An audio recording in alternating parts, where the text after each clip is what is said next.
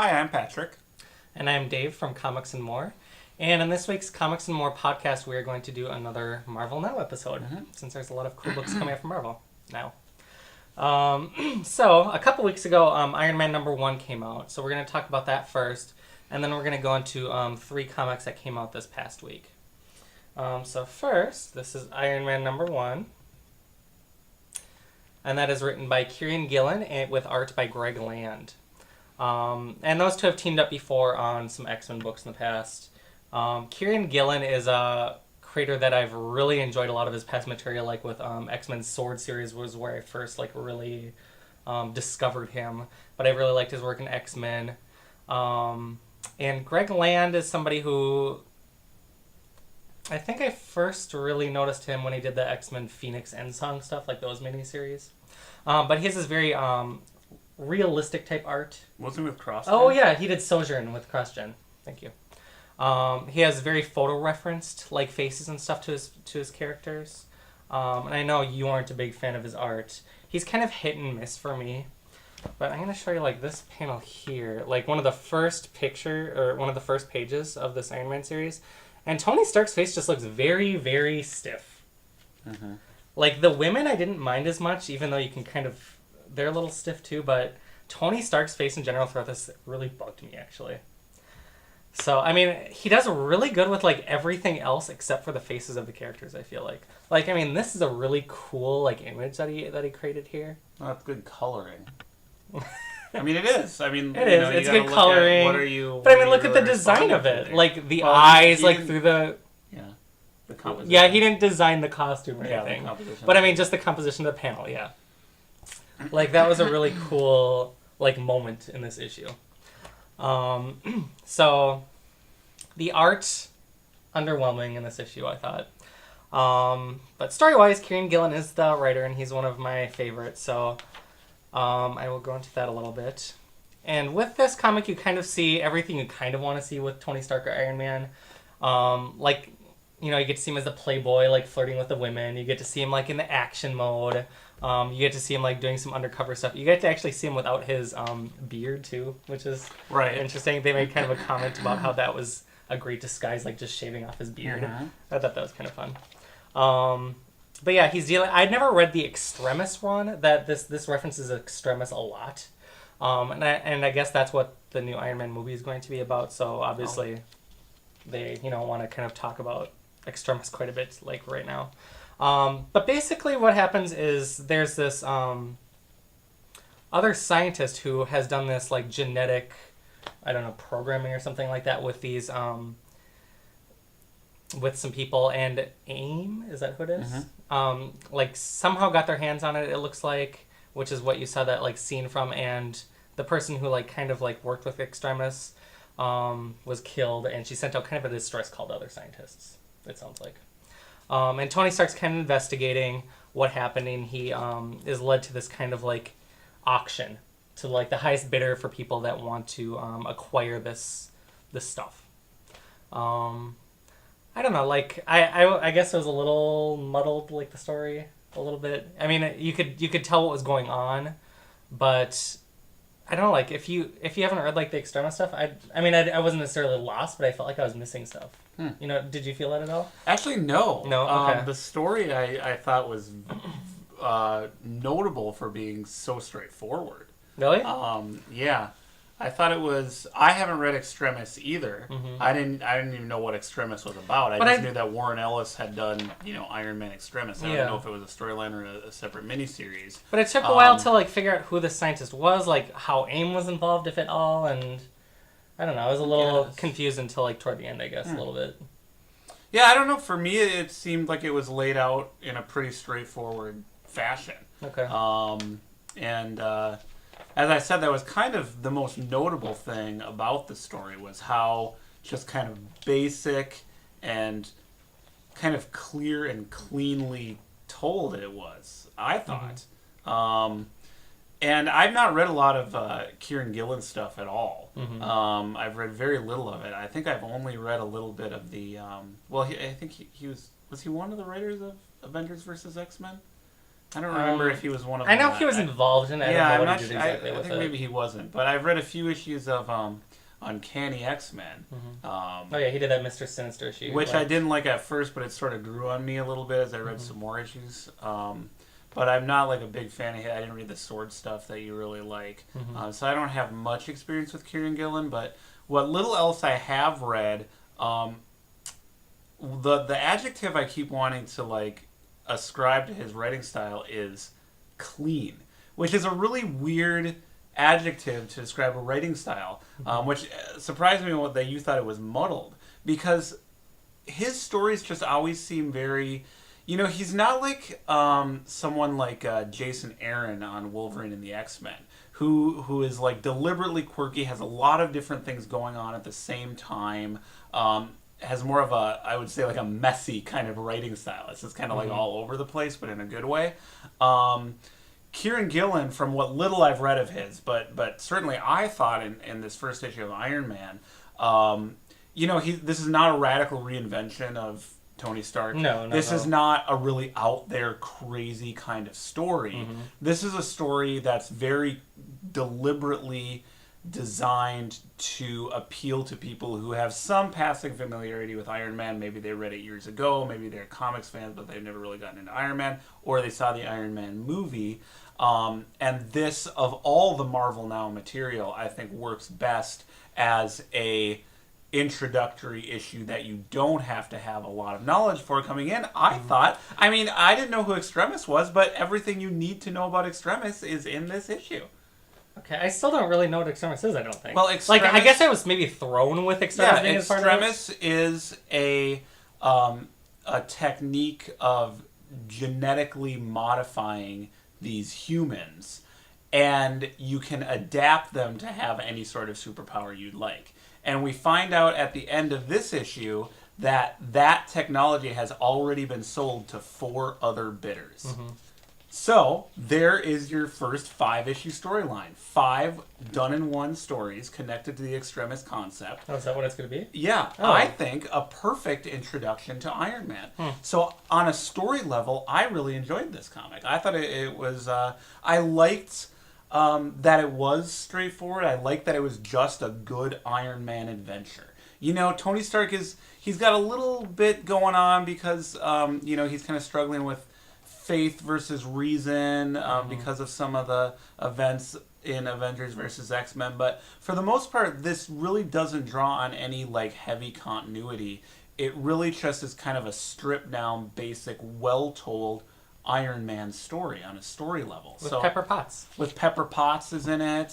So I enjoyed it. I thought on a story level it was a success. Okay. On an art level, I really, really wish someone else had drawn it. Yeah. I really do. And I mean that with, I hate to review it that way too, because I don't want to make it sound like, if the art's not good, I feel like it's not a good comic, but this was an enjoyable comic with bad art. You know what I mean? Like, the story was good, the art, I guess, served the purpose, but I really don't get Greg Land. Like, I really don't get it. And I don't usually go on negative rants at all about artists, but I do, like, are there fans who just, like, they think Greg Land is terrific? I mean, they keep putting him on, like, major books, and I just think there is just so little good to say about his artwork. The photo, I mean, he is the poster child for bad photo referencing. I mean, the photo referencing in here looks god awful. Yeah, and it always looks bad in Greg Land stuff. See, I don't. And you said he does everything else good, but I don't think he does, because if you look at the backgrounds and everything else and ignore the photo referencing of it, again, nice color, nice production values, but it's not really that well drawn. You know what I mean? I just feel like he is just a really unfortunate choice of artist for this series. I don't understand why people like him so much. I think the backgrounds are fine, but that's my opinion. Well, I think that's the best you can say about them, is that they're fine. I don't understand Greg Land, and I wish someone else had drawn this book. But despite that, I did enjoy Iron Man #1, and I think I would like to read Iron Man #2. Mm-hmm. And I like the dynamic between him and Pepper Potts. Yeah, I guess. Yeah, I mean, I did read this at like 2 a.m. Yeah, so that was like me and Thor. I was like really tired. So maybe it was just. I mean, because this is a pretty verbose comic too, and it talks a lot about like what like is going on. The solid structure of the writing kind of really carries it. You know, sometimes if a comic book has really good art, it can kind of make up for a lousy story. Often that's the case. So sometimes if the story is strong enough, you can kind of overlook the lousy art. Unfortunately, that's what they had to do here. But yeah.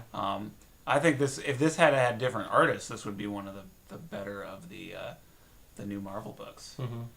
But I did enjoy it. I thought it was good.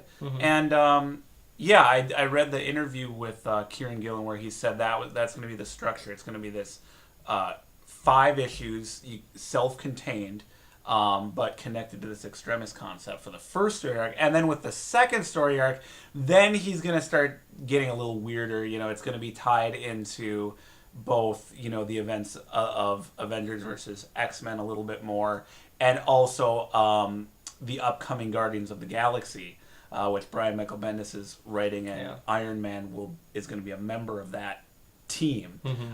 So the next story arc is going to start getting into the more complex Marvel Universe a little bit more. But I thought it was smart to start this way with more of a stripped-down story.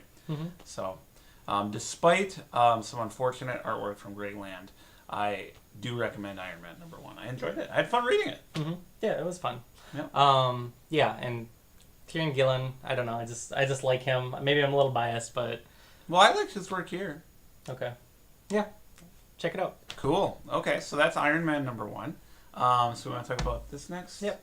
Okay, so the next 3 all came out just this past week. So we've got Fantastic Four #1.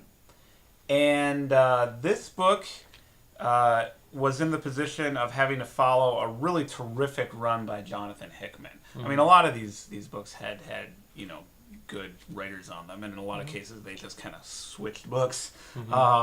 But Hickman's run on Fantastic Four was really, I think, will go down as one of the best. We've talked about it a lot on the podcast. We both really enjoyed it.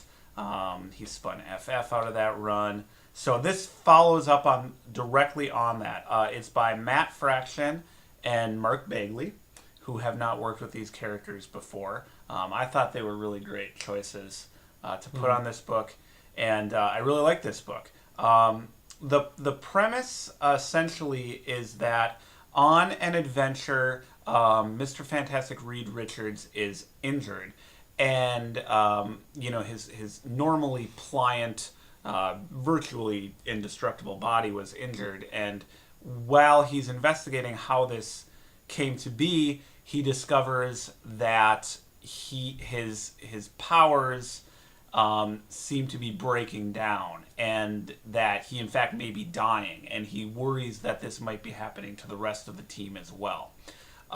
So this leads him to come to the decision that he wants to spend more time with his children because they were away from the kids on this adventure, and also maybe find a cure for this condition. So what he decides to do is take his family on a kind of interdimensional, cross-time family trip, essentially. And take the kids to all these different planets and dimensions and time periods and kind of show them these things and teach them and kind of come up with a curriculum on the fly, while secretly looking for a cure for this condition, because he doesn't reveal to the other members of the Fantastic Four that he knows that their powers are breaking down and it may be endangering their lives.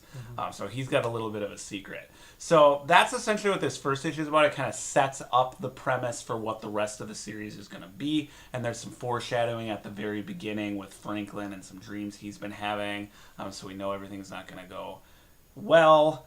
Fortunately for us as readers, it'd be kind of boring if everything went perfect. So yeah, this issue kind of sets up what the series is going to be about, and then presumably they will begin their voyage in the following issue.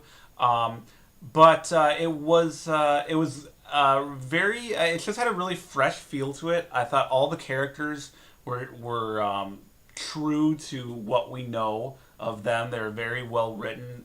Fraction seems very comfortable writing these characters. Bagley does a great job drawing them. I liked that while they're clearly going in their own direction in this run, and it has a different style and tone, that they were very respectful of all the work Hickman had done on the book, and they didn't work to like retcon any of it. You know, all the kids from the Future Foundation were still there. Johnny Storm still had the cosmic control rod and all this kind of stuff. So yeah, I mean, you know, Fantastic Four is coming off what will probably go down as one of the best runs in the history of the book, but I think they really nailed it with this first issue by Fraction and Bagley. I really enjoyed it. I liked Fantastic Four a lot, and I thought they're off to a great start here. Mm-hmm. Seems like it's going to be a really fun book. Mm-hmm. Yeah, and it's I don't know if we show the picture or not. That's the cover of the first issue. I did. And did you? Yeah. It was a very clean, like it felt like a new page in the history of the Fantastic Four. It did. Yeah, You know it was I mean? very It felt like fresh. There was just something very like kind of refreshing about the tone of this book somehow. And you can tell that like family is really going to be like a focus of the book, as it should be with the Fantastic Four. And yeah, it was just, it had a kind of a light, kind of fun tone, but it was also like really cool. And you know, like I know Fraction has referenced stuff like the Pixar movie The Incredibles, and he kind of wants Fantastic Four to kind of have that tone. You know, I don't think Marvel wants to call this an all ages book, because then people think like, oh, it's a kid's book, I don't want to read it. But I do kind of think that's the kind of tone they're going for, like something that is okay for kids to read and fun for kids to read, but that adults can enjoy too. So, which I think is a completely appropriate way to go with the Fantastic Four. Yeah, and Mark Bagley is a pretty quick like illustrator too. I feel like they're gonna be able to bring this out like at a pretty fast yeah, and I know too. some of these books, the next issue is coming in just a couple of weeks. But Fantastic Four is also going to... the story from this first issue continues directly into FF number 1. So they're relaunching FF, the sister book of Fantastic Four, and that book's going to have a totally different premise. Yep. So between those two books, you know, there'll be a lot of Fantastic Four stuff coming out. And yeah, you're right, Bagley's a pretty quick artist, which we know from his work on Ultimate Spider-Man. So hopefully there won't be a lot of fill-ins. Maybe there won't be any fill-ins. And I know one aspect you like of the Fantastic Four is them being like explorers. Yes. And they definitely They are said that, talking, yeah. They're like, I think Reed Richards said, like, let's be the astronaut family we always have been, you know? Yeah, I read that and I'm like, yeah, oh, Patrick's let's gonna love that. this. You know? It's like, yeah, they're not just superheroes. They are superheroes. And I think that will play out a little bit more in FF. But yeah, they're explorers. They're a family of adventurers and explorers. And I mean, it just seems like it's going to be a really fun premise, you know, to have them going all over time and space, and to have Franklin and Valeria along. I think Franklin came off as a big crybaby in this first issue. He did. That's my one gripe. It's like, this is someone's first like Fantastic Four comic, or first one in a long time, and they don't really know Franklin. I think he's like a big baby, but he's not always such a baby. But yeah, he just really wanted his mommy in this Yeah, one. well, he felt abandoned when they were off in the adventure, which is why they want to bring the kids with them. But yeah, all Franklin did was kind of cry and snuggle his mom. So hopefully he'll kind of step up a little bit, like he did a lot in Hickman's run. So, but that's a minor gripe. It was a great issue otherwise. So. Yeah. So we're 2 for 2 good comics. And while we did really enjoy those last two, I feel like the next two are the strongest of the offerings this time around. I don't know how you felt, but the next one... I liked them all. I'll, you know, just they were all throw that pretty out strong. there. I think Marvel stuff has been great so far. So the next one we're going to talk about is All New X-Men number 1. And this one is written by Brian Michael Bendis, with Stuart Immonen doing the art chores. And as you can see on the back side, we get to see some of those characters who were kind of the big villains in the Avengers vs. X-Men crossover. Emma Frost, Cyclops, and Magik, who each had the Phoenix Force as part of them, kind of gave mutants a bad name, and they're with Magneto. And basically, so essentially the Uncanny X-Men team. This book is kind of replacing Uncanny X-Men. Yep, exactly. But basically, like, new mutants are cropping up because of what the Phoenix Force did. And this team of kind of villains are going to kind of liberate them from the like police and stuff like that, who are like trying to like pretty much like stop them from what they're doing, I guess. Basically, it's just like they're like kind of causing accidents a little bit, like as their powers manifest, right? And then they're just kind of swooping in. They're going to give them a chance to like learn about their powers and stuff, just like the X-Men have done, since they began. And Beast and Kitty Pryde and Storm and people who are at Wolverine's school have kind of witnessed some of the footage from their swooping in to get these mutants, and have obviously noticed that they're kind of terrorizing humans as they're doing it. And Beast has decided that he's going to go into the past and have Scott Summers from the past, the very idealized like X-Men from that period, like Professor X's like golden boy, is going to come to the future to confront this new kind of terrorist version of Scott Summers. So that's Beast's plan, is to kind of have like Cyclops pretty much like look at who he was before. And at the same time, Beast is going through another mutation that he doesn't think he will survive. But basically, like, the 5 original X-Men are going to be coming to the present day, and I think there's going to be a lot of neat stuff that is going to come out of this. Obviously, the Phoenix stuff happened after Beast's transformation, Cyclops becoming crazy. There's a lot of, like, cool stuff that I think is going to happen in this book, and I think they set it up really well in this one. Yeah. What do you think? Yeah, I really like this book. It was probably my favorite of all the ones, the new Marvel stuff that's come out so far. It was the one I was the most curious to read and kind of like most excited to read, because the premise was just so interesting. I was like, how is that going to play out, and are they really going to be able to make an ongoing series out of that? So I was really curious about it, and it's a cool idea too. Throughout the X-Men's history, they've had glimpses of these apocalyptic futures, like Days of Future Past and the Age of Apocalypse. But the point that Bendis is making is that, well, if you look at where they began in 1961 with the Stan Lee, Jack Kirby version of the characters and where they are now, like, if those characters saw what they've become, they'd be horrified. It's just so weird, and, good guys have turned bad and bad guys have turned good, and it's just so crazy. So to actually, like, have that play out in the pages of the book is, like, a really cool idea. And I would point out it's something that DC would not be able to do with their New 52, because Marvel is not rebooting their universe. Marvel has never rebooted their universe. These characters, as much as they've been through, are the same characters that people have been reading for years, which I really like about the Marvel universe. So it's a really cool premise.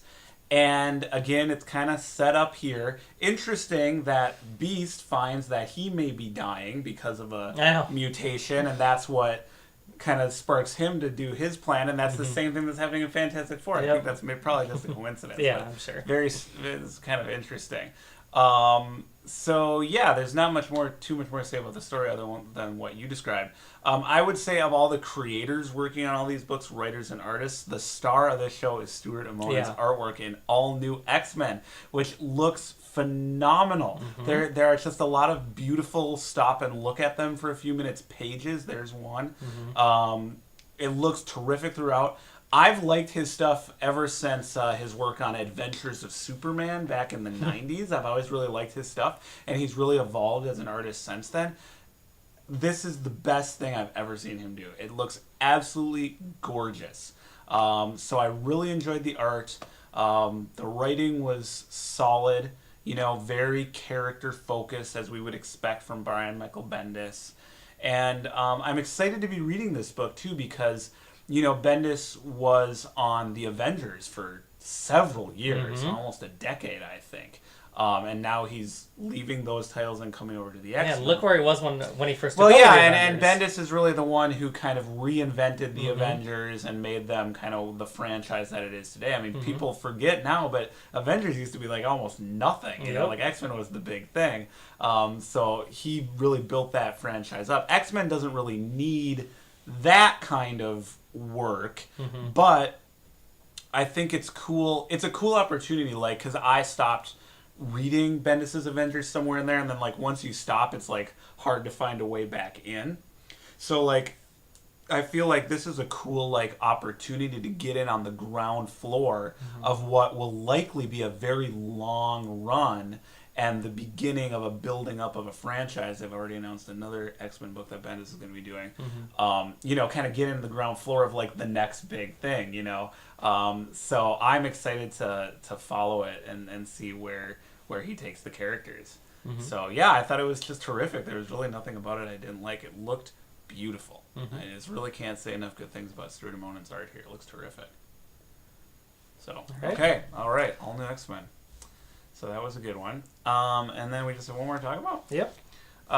Thor, God of Thunder, #1 is the final book we'll be discussing in this week's episode. And this one is written by Jason Aaron, with art by Asad Ribic. I'm not sure how you pronounce his name, but he's a really good artist. So this is a story that unfolds across 3 time periods. So we open with Thor in the past, having just fought amongst some humans during a big battle, and they discover the corpse, or the partial corpse, of a god. So Thor realizes that there's some force out there that is capable of killing gods. Okay, flash forward to the present day, and Thor responds to the call, or the prayers, of a group of aliens on another planet who needed his help. So he goes and helps the aliens. Which I thought was kind of interesting. Like, they can, like, pray, and that brings Thor, like, rather than, like, a signal watch or something. It's like, the whole, like, gods, like, how do gods fit in the Marvel Universe is always really interesting. And Thor is always just such a weird book because of that. Yeah. So Thor goes to help out these aliens, and then he's like, well, why didn't you guys call on your own gods? And the aliens are like, well, we don't have any gods. And Thor's like, oh, that doesn't sound right. So he goes to investigate. He finds that there were gods of this alien planet, but they have been slaughtered, presumably by the same force that killed the god years earlier. And Thor fights some creatures at that point. And then we flash forward to the future, before that can be resolved, and we see Thor as an old man. It looks as though he has inherited Odin's throne in Asgard, and once again he's come into conflict with this god-killing person or creature or force, which we don't know exactly what it is yet. I think he names it at one point. It's called Gore the God Something Killer. like that, yeah. Yeah, so this Gore the God Killer is this kind of force that kind of keeps coming back. It sounded really confusing, I feel like, when I explained it. No. But essentially, something is killing gods, and Thor has to stop it. And in that it's future not that scenario, complicated. the future scenario too, Thor is like the only god left in Asgard. Yes. Like all the other gods. So were we slaughtered. see, yeah. So essentially, the structure of the story, we see like Thor's discovery of, the existence of Gore the God Killer. The middle part takes place in the present day, and then the future we find that Gore the God Killer has killed almost all the other gods except for Thor. So it's this big like story about Thor fighting this God Killer. I feel like I could explain it more simply. But, so that's what that's about. And this was really enjoyable too. It's all Asgard kind of cosmic Thor. It's no Earth-bound Thor stuff in this book, which is fine. You can go kind of either way with Thor. Asad Rabik's art looks terrific as always. A nice painted artwork.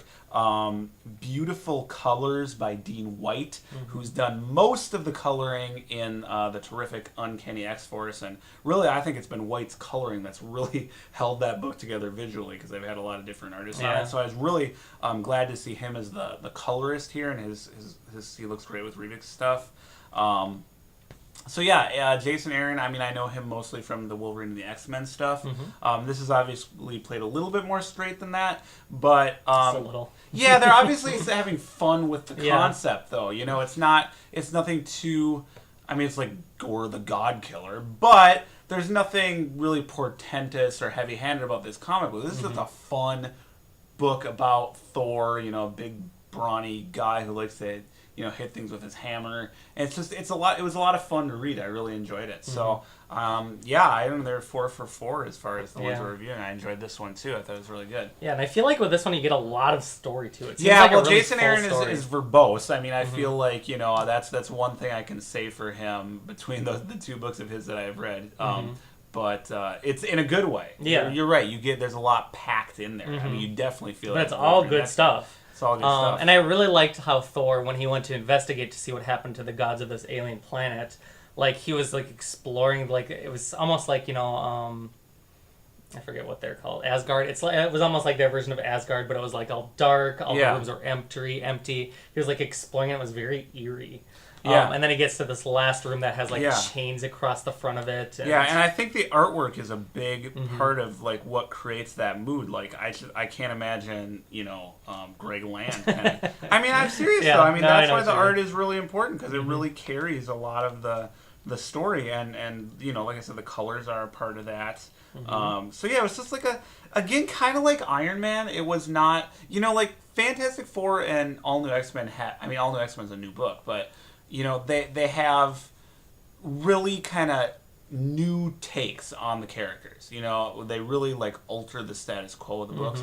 Iron Man and Thor just kind of told good Iron Man and Thor stories. It wasn't like, it's not, you don't need to know anything about Thor. Like, you don't have to know like what's been happening in Thor's book for the past 10 years. You don't have to know what happened to Thor in Avengers versus X-Men. You can just like have a vague idea of who Thor is, or you can just like see Thor on this cover and pick it up, and you kind of get the kind of story you expect from that cover. Yeah. Which sounds like a really basic thing, but that doesn't happen that much in comics. Yeah. You know what I mean? It really doesn't. And I just think Marvel did a great job with all 4 of these issues in making them friendly to new readers, but taking advantage of their rich continuity. You know what I mean? So like All New X-Men, draws on the continuity, but it's not burdened by it. You don't have to.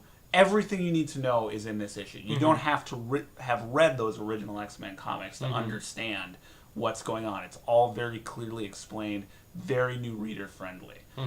So while Marvel is, very deliberately not wanting to call this a relaunch, these are really great jumping on points. Yes. I think they're really successful in that regard. So I liked all this new Marvel Now stuff. Yeah, I've liked it all so far too. What's your favorite of the issues we've looked at this week? Well, this week, All New X-Men. All New X-Men. It was the one I was most excited to read. I'm excited to get on the ground floor of the Bendis stuff, and Amonen's art just looks absolutely phenomenal here. I mean, I hope he wins like an Eisner Award for his work. I mean, I really do, because I've liked him for so long. He did Ultimate Spider-Man a little bit. He did Next Wave with Warren Ellis. And his art has really evolved. It's gotten more kind of streamlined, cartoony. But, man, it just looks terrific here. And some new characters were introduced.